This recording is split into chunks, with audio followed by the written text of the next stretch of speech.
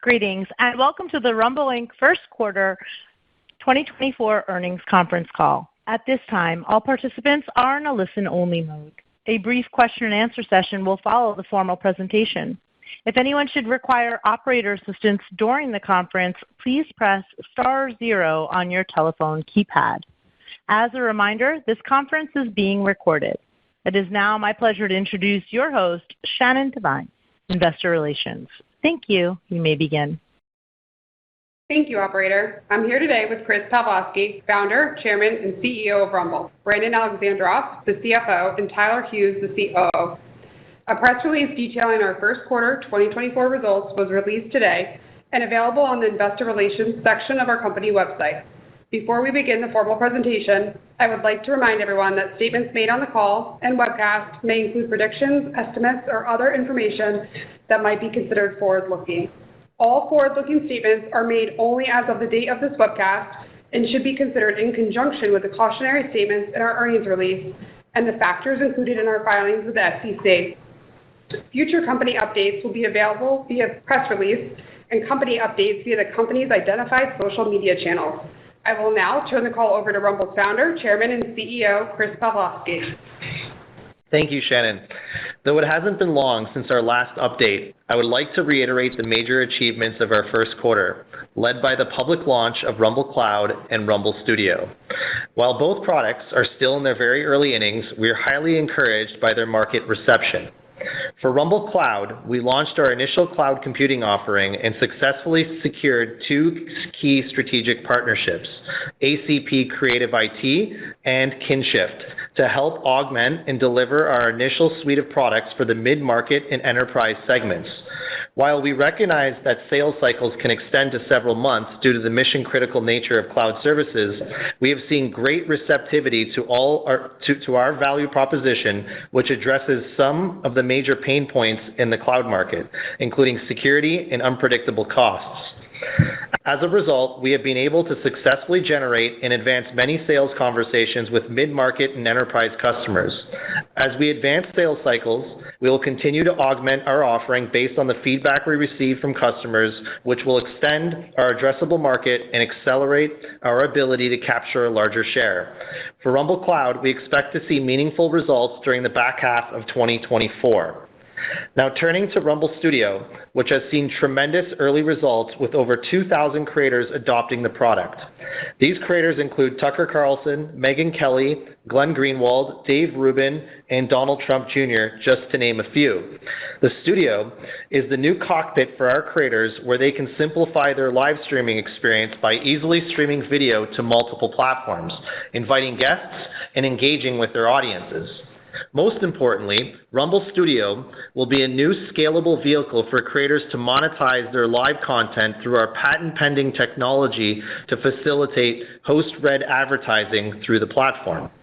While we continue to test the underlying technology and optimize the experience for both the creator and advertiser, we expect Rumble Studio to be a key enabler for us to automate and scale our host-read advertising revenue stream. One of the best ways we plan to drive host-read ads at volume is through Rumble-branded product lines. In Q1, we entered into a partnership to launch Rumble-branded 1775 coffee and have seen very promising results. March coffee sales by our partner were up 43% over February, and April sales were up 68% over March. The strategy in entering partnerships to create products that fill excess advertising inventory is working so well that we have decided to launch multiple new products in the coming months. We believe the Rumble Studio technology can drive meaningful scale to this revenue line in the coming years with nearly zero investment. Both the Studio and Cloud round out the foundation of our portfolio, consisting of our flagship Rumble video platform, our new live streaming service, Rumble Studio, our advertising platform, Rumble Advertising Center, and of course, our new infrastructure as a service offering, Rumble Cloud. During the first quarter, Rumble Advertising Center, or RAC, began deploying pre-roll video ads across our mobile apps. We also continued expanding our ad inventory by onboarding publishers to the RAC network, which is a massive long-term opportunity for us, as it was for Google with AdSense. We have seen great progress in growing the publisher network on RAC with the recent onboarding of Breitbart, the Gateway Pundit, Drudge Report, just to name a few. Outside of inventory expansion, we continue to build our sales and marketing teams as we drive demand to the platform, where we are seeing great results through direct response, particularly in the financial services, health products, and e-commerce. We're also making meaningful progress with brand advertisers. The first quarter reflected a transitionary period during which we completed the final leg of our core building phase, brought our monetization tools online, and began to ramp our focus on revenue as the quarter progressed. With this enhanced focus on revenue, we are on track to deliver sequential revenue increase starting in the second quarter. Given this transition and focus towards monetization, we plan on introducing average revenue per user, or ARPU, as a key business metric later this year. Compared to our existing metrics of estimated minutes watched per month and hours of uploaded video per day, this new key business metric will better reflect our management's evolving assessment of the business and our priority to monetize our core user base. Our average MAUs for the first quarter were 50 million, representing our 9th consecutive quarter of over 40 million MAUs, further solidifying our core audience as we head into an exciting back half of the year with the U.S. election cycle. While we have historically had to spend money to incentivize certain prominent creators to join our platform to diversify our content and build out our user base, we believe this will become less and less necessary. This is because the new monetization assets built within our platform are designed to incentivize creators, driving organic growth through new content, and will ultimately continue to add to our core user base. As a result, expenses from commitments to creators have started to reduce as agreements come to a close. We expect this trend to continue as we progress throughout the year and into early 2025. As I close, I want to reiterate that we are now officially through our building phase as a company and have turned focus to executing and delivering top-line growth. While growing sequentially quarter after quarter, we took our time, built the right products, and are now on track to deliver. Finally, I'd like to mention that we recently filed a second antitrust lawsuit against Google based on Google's monopolization of the online advertising market, with damages estimated in excess of $1 billion. This lawsuit is separate from our existing self-preferencing lawsuit against Google, where we have seen early success and are nearing the end of fact discovery. In addition to the billions in potential damages from both lawsuits, we're also seeking injunctive relief. If we are successful in these lawsuits, Rumble and other platforms can finally have a level playing field in search traffic, mobile apps, and online advertising, which we expect would lead to a material increase to our MAUs and advertising revenue. With that, I'll turn the call over to our CFO, Brandon Alexandrov. Thanks, Chris. I'll now take you through our first quarter financials at a very high level before turning the call over to the operator for Q&A. For the first quarter of 2024, we reported revenues of $17.7 million compared to $17.6 million for Q1 2023. Other services and cloud revenues increased by $3.2 million, offset by a decrease in advertising revenues of $3.1 million. The increase in revenue from other services and cloud is driven mainly by subscriptions, tipping features, and cloud services offered. The decrease in advertising revenue is mostly related to sponsorship revenue. As we've mentioned, the manual processes inherent in our sponsorship revenue generation result in a smaller number of participants, which in turn creates volatility. With an increased focus on revenue, we intend to disaggregate our revenue into additional categories later in the year while introducing a new key business metric, average revenue per user, or ARPU, for certain revenue categories. We believe that ARPU will better reflect the focus of our management team, and accordingly, over time, we intend to phase out the reporting of estimated minutes watched per month and hours of uploaded video per day. We also continue to expect a sequential increase in second quarter revenues as compared to the first quarter and expect this trend to continue throughout 2024. Cost of services increased to $31.8 million for the quarter, compared to $26 million in the first quarter of 2023, due to an increase in programming and content costs of $5.3 million, hosting expenses of $0.1 million, and other service costs of $0.4 million.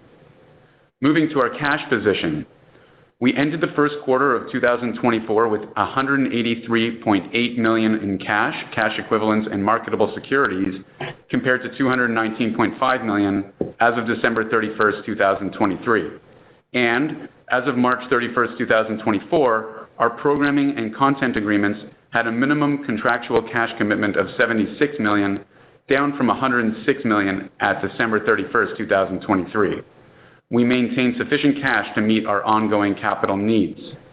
Before I conclude, I want to reiterate that with our revenue engines coming online and our guaranteed creator commitments now significantly decreasing during 2024 and into 2025, we continue to move materially towards break-even in 2025. That concludes my prepared remarks. I will now turn the call over to the operator to open up the line for questions. Thank you. We will now be conducting a question-and-answer session. If you would like to ask a question, please press star 1 on your telephone keypad. A confirmation tone will indicate that your line is in the question queue. You may press star 2 if you would like to remove your question from the queue. For participants using speaker equipment, it may be necessary to pick up your handset before pressing the star keys. One moment, please, while we poll for questions. Our first question comes from Jason Helfstein with Oppenheimer. Please proceed with your question. Everybody, so we'll just break this down to just a bunch of, kind of topics and kind of go into each. So let's start with engagement. So kind of relative to fourth quarter, U.S. MAU was down a good amount, probably a little more than we would have thought. But maybe just talk about the swing factors there, and then, obviously appreciate the comments about the sequential improvement in revenue. Maybe if you can kind of say anything about engagement so far in second quarter relative to first quarter. So we'll start there, and then we'll get to some of the other questions. Hey, Jason, this is Chris. With respect to the fourth quarter of last year in Q1, we saw a major influx of MAUs coming from the sports content. In particular, Street League skateboarding was one that did really, really well and overperformed. So we saw a lot of our sports content really push the needle on MAUs a lot further than we anticipated in Q4. And obviously that didn't really exist in Q1. So that's one of the contributing factors. The other factors are obviously geopolitical events that happened in Q4 around the world had a outsized impact on MAUs as well. So that kind of settled in Q1. With respect to Q2, we're not providing any guidance right now on Q2 outside of what we've already provided. And then just on political, are you starting to see any pickup in political engagement, or it's still too early? It's still too early at this point. We did see a little pickup in January with the primary, but then that fizzled really fast. So we haven't seen that come back yet. But I would anticipate that to really pick up in the back half of 2024 and probably around the convention time. Got it. And then, so with respect to RAC, were any ads sold through RAC in the first quarter, or that really won't start? That really didn't start until the second quarter. Yes, so we started introducing pre-rolls in our apps through RAC. We've had a lot of advertisers sign up to RAC, and we've started moving a lot of our inventory through RAC. So yes, RAC is selling. Advertisers are now buying via RAC, and we're now executing inventory through RAC as well on both Rumble and even other publisher sites as well. So we're seeing RAC really. We saw a lot of momentum for RAC in Q1. Okay, and so, but I mean, again, if you think about the different ways to sell, I mean, do you expect by the, I don't know, the end of the year, will you be then 100% through RAC, or will you still be selling through other methods as well?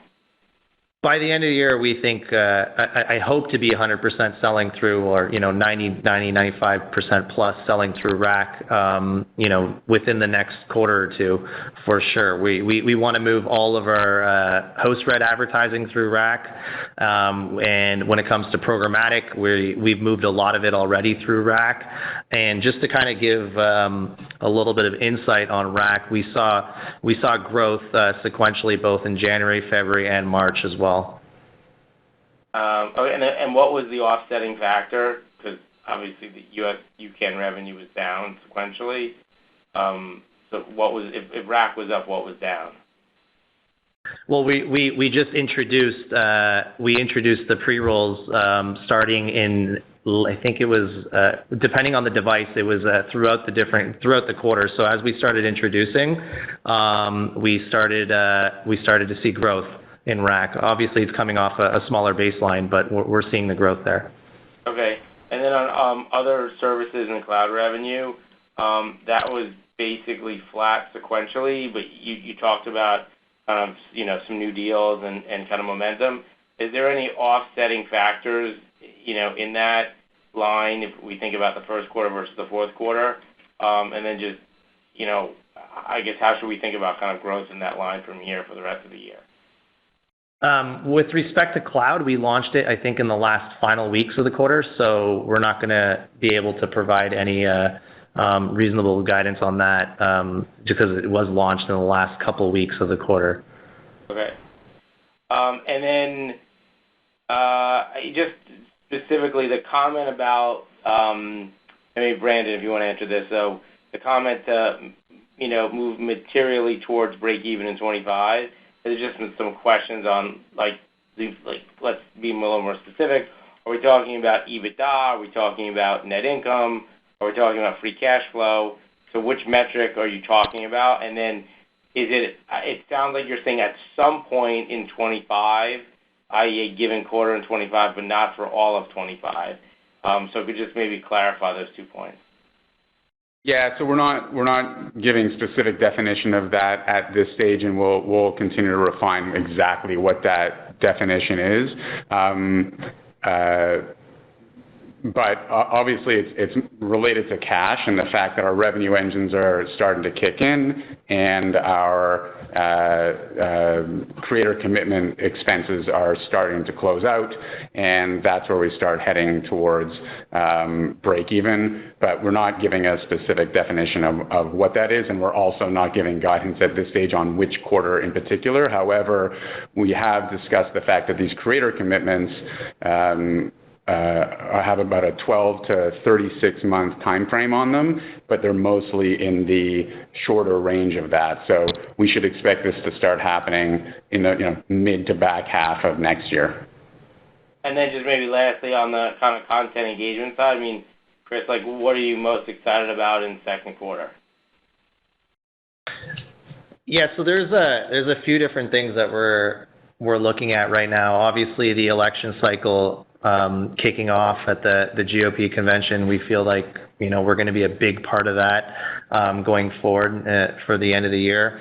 But we're also starting to see a lot of traction on just the smaller creators and the smaller live streams, and we're seeing some growth on that as well. And as we introduce the Rumble Studio product and introduce ads, we feel like we're really going to be able to fuel a lot of engagement and traction in that community. So we have seen an uptick there, and we're really looking forward to kind of pushing on both ends as we get into the end of the year here. Okay, I'll leave it at that. Thank you. Our next question comes from Tom Forte with Maxim Group. Please proceed with your question. Great, thanks. So 3 questions for me. I'll go one at a time. Chris, you talked a little about the sports content on the platform, so that part of my question was answered. But can you explain or discuss the significance of the strategic partnership with Barstool Sports? Hey, Tom, this is Chris. Yeah, so we signed a deal with Dave Portnoy and Barstool Sports in Q1. That deal encompasses multiple different things. One is obviously bringing in all their podcasts and all their shows to Rumble. Two is that they'll be promoting Rumble as their main live streaming platform and video platform for all their video content. So we'd be the home, and there's an exclusive promotion arrangement there. Three, we also have a cloud services arrangement with them. And four, an advertising partnership. What we're noticing with the Barstool partnership right now is that it has helped us a lot with opening doors with brands. A lot of brands are very interested in advertising around the Barstool content. So it's been very beneficial with respect to our sales team and opening up doors there. Great. And then for my second question, I wanted to talk about audience engagement, and then with the upcoming U.S. presidential election, what you can do, if anything, to sustain engagement following the election. Yeah, so this is Chris again, and this is where I think we missed an opportunity back in 2022, and here in 2024 we're going to capture that opportunity. So in 2022, our product was really lacking in many different ways. We lacked a lot of features that our competition like YouTube had or Twitch had, and most particularly YouTube, and with respect to what we've done in the last year is that we've really improved that product to create a mousetrap to really stick the users. So in 2022, during the midterms, we lost a lot of users directly after that election cycle. We saw a steep drop off right away. In 2024, we're hoping to have that big, increase in audience again in the back half of this year. But the major difference here is that we have a lot more content. It's a lot more diversified. The product is significantly better. In some cases, it's better than our competition. I think that we'll be a lot better at sticking a big cohort of those users after this election. So it really comes down to product in my eyes and having a really good product. And I think that we've really executed on that in a major way through the Rumble platform and obviously the Rumble Studio, which is very unique to our competition. So if we can have the creators using that studio product and seeing the benefits of that, I think it's going to be a lot easier to stick the users on Rumble come in 2025. Great.